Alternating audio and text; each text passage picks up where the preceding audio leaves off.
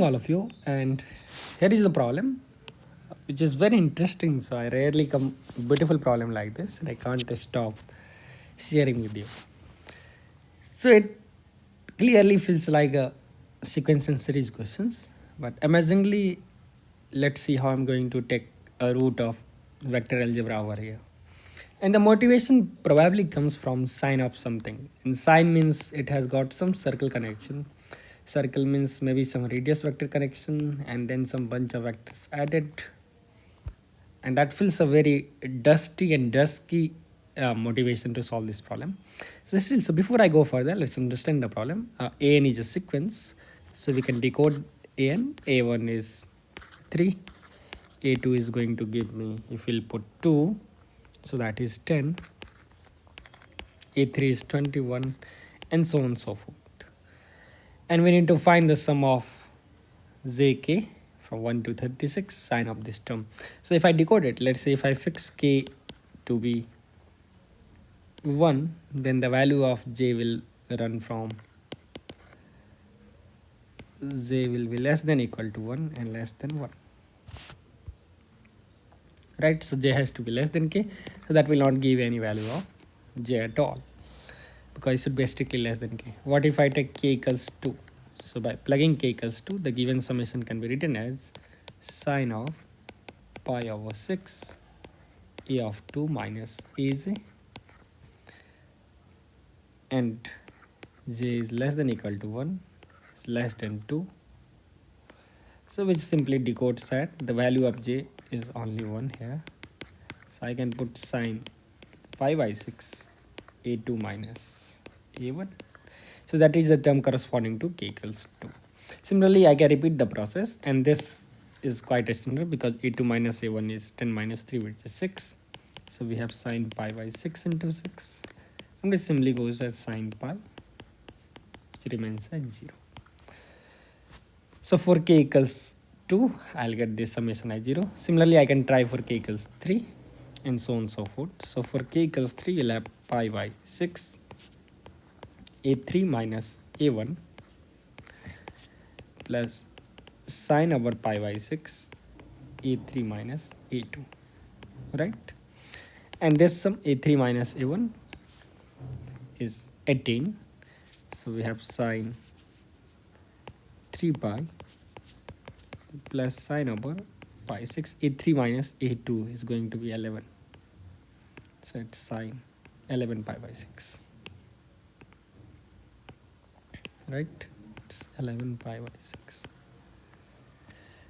Now sine 11 pi by 6 can also be written in a nicer way, because 12 pi minus pi, so it's sine over 2 pi minus pi by 6. So as of now, it feels all these angles are standard. So this is 0, and sine 2 pi minus pi by 6 is minus sine pi by 6. So I can calculate the sum up to that. So it is minus half, right? So this is corresponding to k equals 3. So clearly it's not possible for us to do the job from k equals 2 to k equals 3 to k equals 36. So we need to add all these expressions. There has to be a smart way of dealing with this situation. So the smarter way of dealing with this situation can be a bit technical, because what if I take this expression sine of pi over 6? So let's say a smart solution. And if I see the expression which needs to be elevated, pi over 6 into ak minus aj. And if I open this, we have sine pi ak by 6, sine a cos b, cos pi aj over 6 minus cos a cos pi ak over 6 and sine b, sine pi aj over 6. So this is the expression I'm getting. Now this expression reminds us of a typical determinant. Okay, so here I can use some notation. So let's say if I you can see what is happening over here is we have cos theta comma sine theta into picture. So this kind of idea is there. So it feels like sine a cos b minus cos a sine b is that of two objects, like cos of something cos theta 1, sin theta 1, and then maybe we have cos theta 2 and sin theta 2, right? So let's say cos theta 2 and sin theta 2. So this object will give cos A sin B minus sin A cos B. So with that motivation, I can define a vector bk to be the ordered pair, let's say cos pi ak over 6 comma sin pi ak over 6. So basically I am defining vk as cos of this angle pi ak over 6 in your usual Cartesian notation I cap plus sin pi ak over 6 times j cap. Now depending upon the value of a, definitely this vector is having magnitude 1, so it will lie on a unit circle, right? So any point, let's say vk, will lie on a circle over here. So this vector's starting point is origin and the ending point is on the circle. But depending upon value of k, I'll get different vectors over here.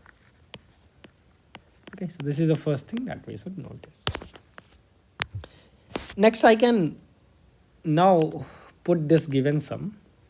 So hence this sine of pi by 6 ak minus aj can be written nicely as determinant of bj comma bk. So where I have used this as a symbol for det of bj bk. The reason being, clearly bj I can write as this component and vk I can be written as this component. So we'll have sin a cos b minus cos a sin a.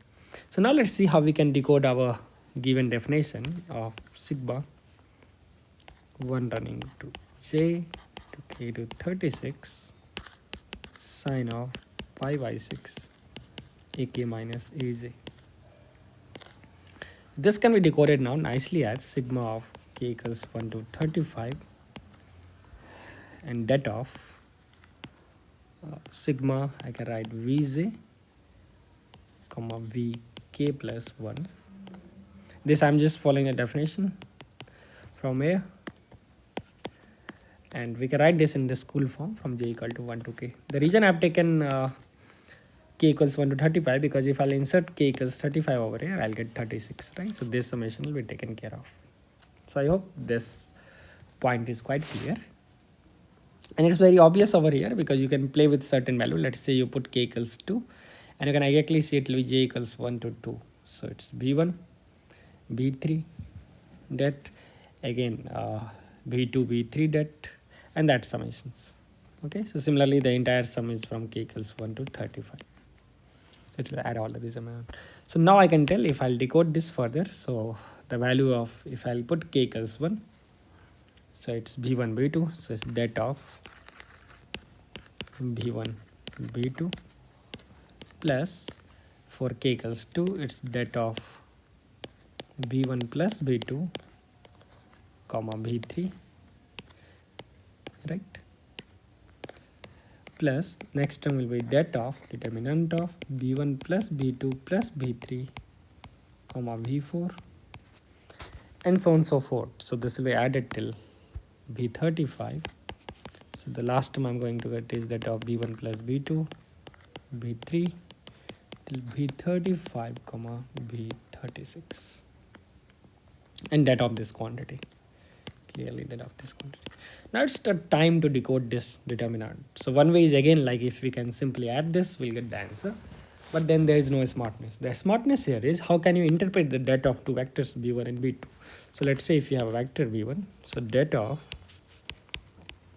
b1 comma b2 can be interpreted as the area of parallelogram formed by components of b1 and b2. Let's say b1 component is b1x and b1y, b2 component is b2x and b2y. So that it is nothing but it's a area formed by parallelogram represented by the vector b1 and b2 over here, right? So this entire area magnitude will be given by this determinant.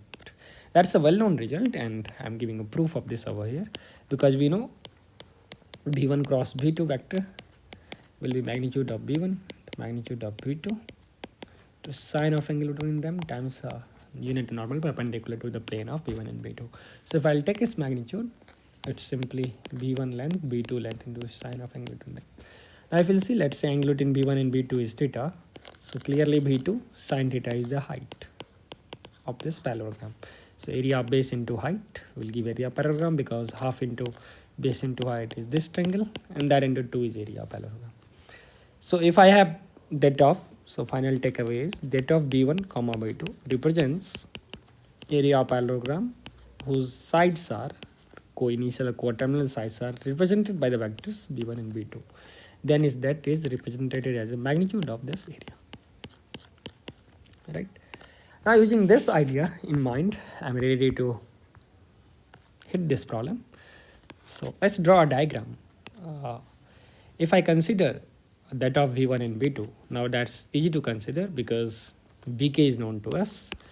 So if I tell what is v1, so it's cos pi a1 over 6 comma sine pi a1 over 6, and we know the value of a1 is 3, so that will give me cos pi by 2 comma sine pi over 2, and that's nothing but 0 comma 1. It means the vector v1 in this plane will be represented by just j cap. So let's call this is ij plane, so j cap. So this is your v1. Now what about b2? Similarly, I can plug here b2, so that will be a2 by 6, and a2 values, as I have told you, is 10. So that will be 10 pi by 6, which is 5 pi by 3. So diagrammatically, if you represent this, I'll have b2 something like this. Remember, all these are of magnitude 1. I'm intentionally representing these vectors with tail to tail mapped, because otherwise if we have b1 like this in the unit circle, b2 is something like this, right? And similarly we'll have b3, let's say this vertical one, and that you can keep on checking because I've already done in rough. I will have b4 over here, okay, and then b5, so something like this, b6, and so on and so forth, right? So instead of representing this on a unit circle, I'm representing this with tail to tail arrangement, because that will give you nicely the picture of volume of this area of this parallelogram. So we have v1 and b2 over here. Now if I plug the value of 3, I'll get b3 something like this vertical line, then b4, I have b5, then b6, and all these are unit vectors. Remember, all these vectors are unit vectors. The diagram is not up to the scale. We have b7, b8. So by plugging all these values, you need to see for the cyclicity, right? So we have b8 over here, v9, and b10. I'm giving too much. We have b11 and b12. So all these lengths are equal. Just don't go by my exact diagram because it's not to a scale, okay?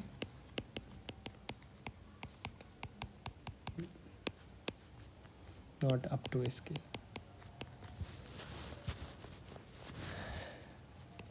So now what I can do is, let's understand the meaning of what is b1, what is the meaning of first determinant.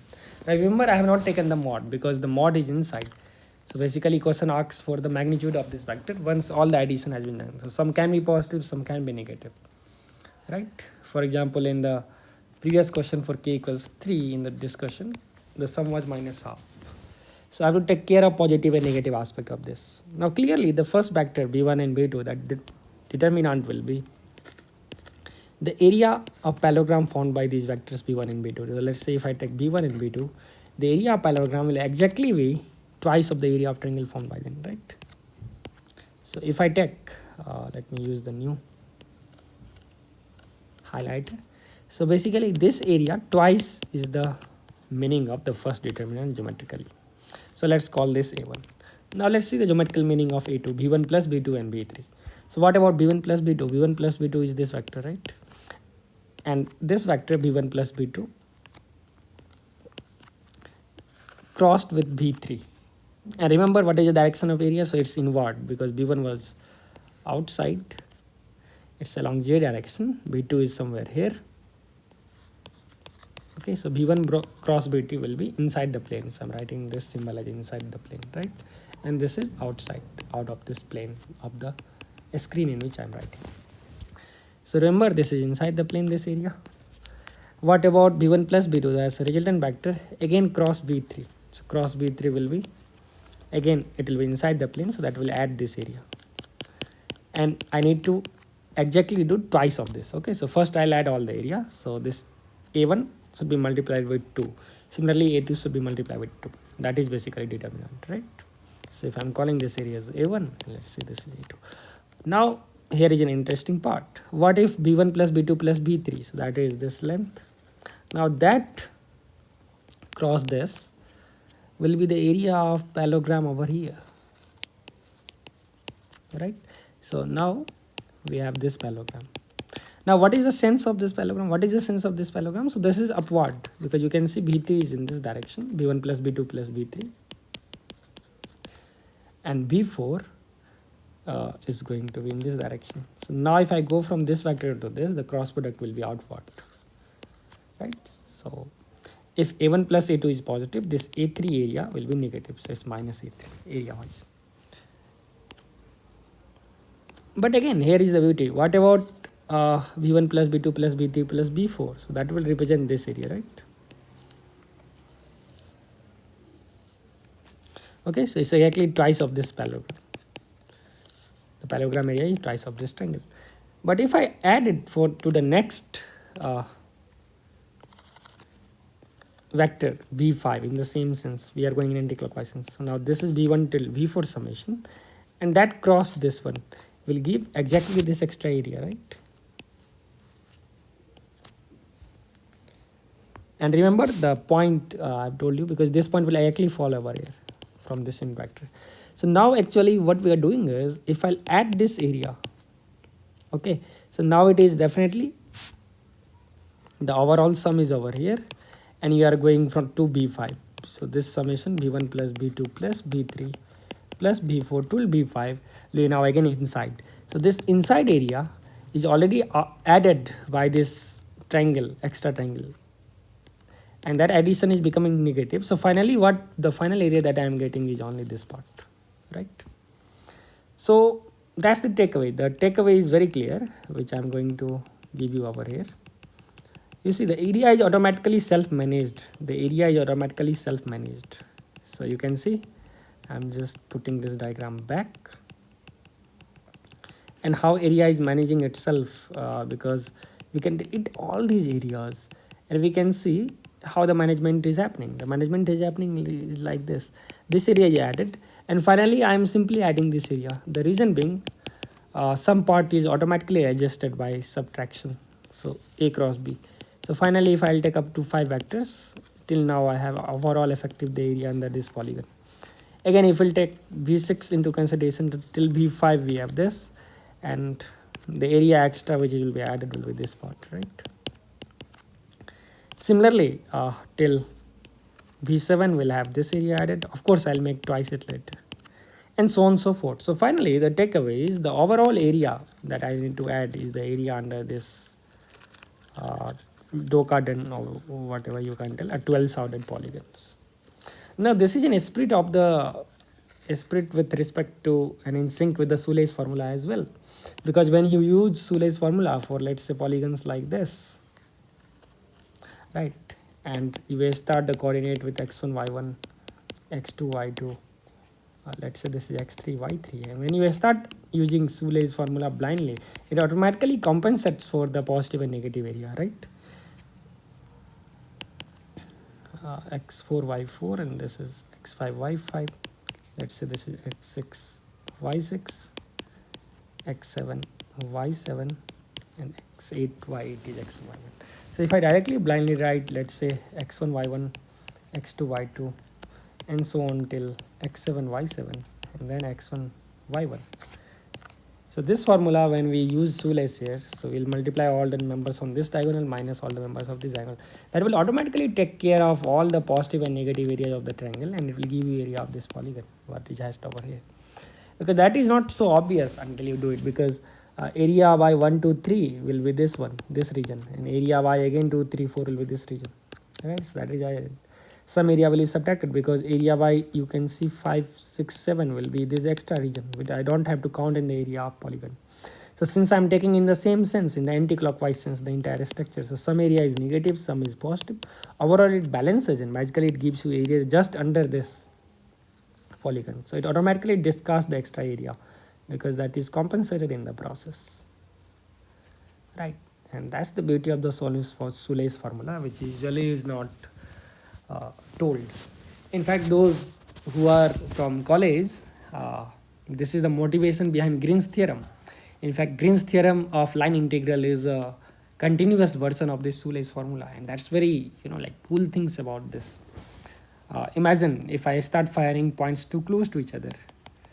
Okay, so now if you apply Soulé's formula on this curve, so that will definitely give you, like the area bounded by this closed curve, and which in a discretized model I can assume that's a polygon, and the limiting case of this polygon will give you, this Green's theorem, and line integrals can be helpful in doing this. Well, so on and so forth. So now I can easily find the area of this 12-sided polygons over here, because you can see there are a lot of symmetricity is there here, because symmetricity tells, like, if I give you a proper diagram now finally, so we are moving one unit and coming down, going there, going right, coming left, going further, going down, up, and then moving up, left, and then coming back to this. So actually if we'll connect all this, this will be a nice kind of, rhombus over here, and these are four congruent rhombus. So we'll have, okay, four such parallelograms, four side of unit s square as shown in the figure. So this entire thing, this entire quantity, the area that it will calculate will be 3 times. So actually it will be 1 and 2. So the total area of this will be 3, including the area of red guy plus 4 of these structures, right? So total area of this 12-sided polygon is going to be 3. I have to multiply 3 with 2 because the reason is we have taken the area of triangle, but in the actual description it has to be multiplied with 2 because it represents area of this parallelogram. So that will give 3 into 2, which is 6, but that's not the answer because just now I have added only till 12, right?